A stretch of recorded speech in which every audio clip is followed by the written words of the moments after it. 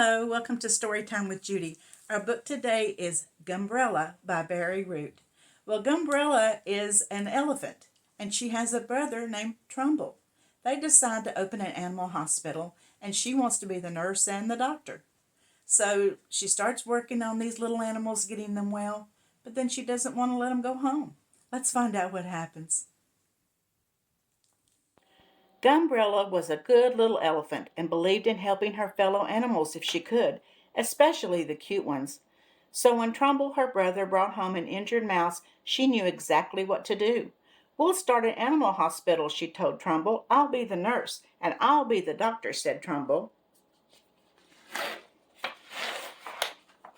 "No, I'm the nurse and the doctor. You can be the ambulance," said Gumbrella. She scooped up her first patient, whose name was Eric, and took him inside.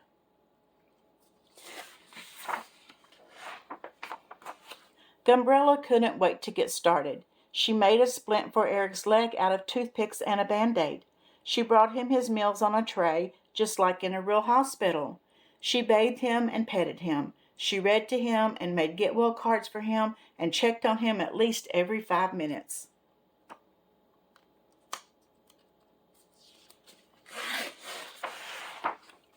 After a few days, Eric was feeling better and wanted to go home. "Go home? What a ridiculous idea," said Gumbrella. She took his pulse. Uh-oh. She checked his blood pressure. Oh, dear. She took his temperature. "My goodness, it's worse than I thought," she said. Eric decided maybe he didn't feel so well after all. Gumbrella sent her brother out to look for more patients. Trumbull tromped off into the woods and came back an hour later with a sick bird, a warbler with laryngitis. "Poor little darling things," cried Gumbrella, as she mixed up some hot salty water and made the bird gargle. After a week or so, the bird's throat had cleared up, and she and Eric were feeling fine. "When will we be going home?" they asked. "It's too soon to even think of it," said Gumbrella, who was already planning next month's menu. Winter came in with a roar, giving Trumbull plenty to do. He found squirrels with sniffles, mice with measles, and moles with mumps. He brought them all inside and went out to find more. There were crows with croup, rabbits with rashes, an owl with a migraine, and a groundhog who just wanted to go back to sleep. More patients meant more work, but that was no problem for Gumbrella. "Everyone into bed," she ordered, and before the animals could say hello, they found themselves tucked in under piles of blankets with comfortable pillows. "I think we're all feeling a lot better now," said Eric one day. "Don't you think it's time we were going home?" "Oh, no. You're still far too weak to be out in those cold woods by yourself," said Gumbrella, who didn't want them to leave before she finished sewing hospital gowns for them. All winter long, Gumbrella looked for ways to cheer the animals. She painted beautiful pictures for them, brought in flowers from the greenhouse, and made their favorite foods. "Thank you, Gumbrella," they said sadly. "This acorn pate reminds me of the woods," said a gray squirrel. "These flowers reminds me of the meadows," said a lark. "We're homesick," said all of the animals. "When can we go home?" Gumbrella was too busy to think about it. "Maybe in the spring," she said.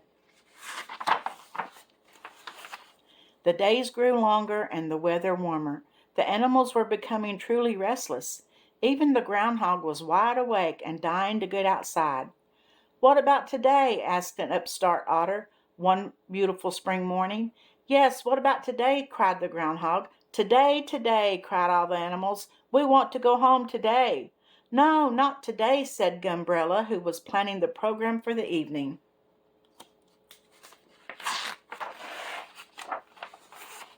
The animals had seen better dancing, but they all sat through it and clapped politely. All of them, that is, except Eric. Eric had had enough. Besides, he had seen where Gumbrella kept the key to the back door.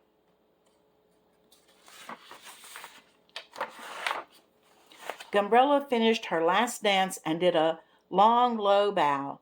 The applause sounded different this time, more like wings flapping and feet scurrying. When she looked up, the animals were gone.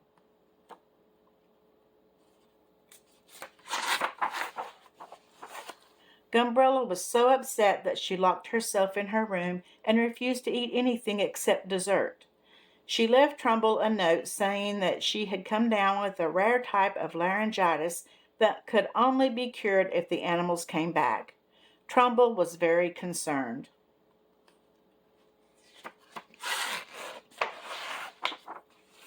The animals were sorry to hear that Gumbrella was unwell, and they wanted to help. Gumbrella took us in and looked after us when we needed it. We should do the same for her, they said. So they made a stretcher out of sticks and hurried back to the house with Trumbull.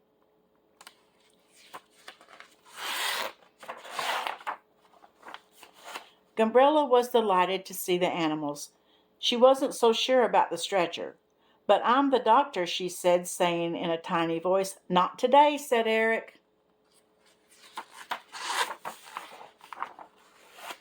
The animals took good care of Gumbrella. They bathed her and fed her and petted her and sang to her and took her temperature every 5 minutes.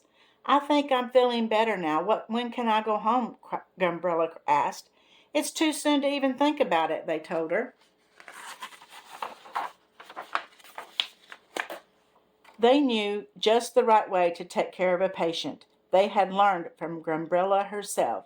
Well, I think Gumbrella was getting a taste of her own medicine, wasn't she? They might never let her go home.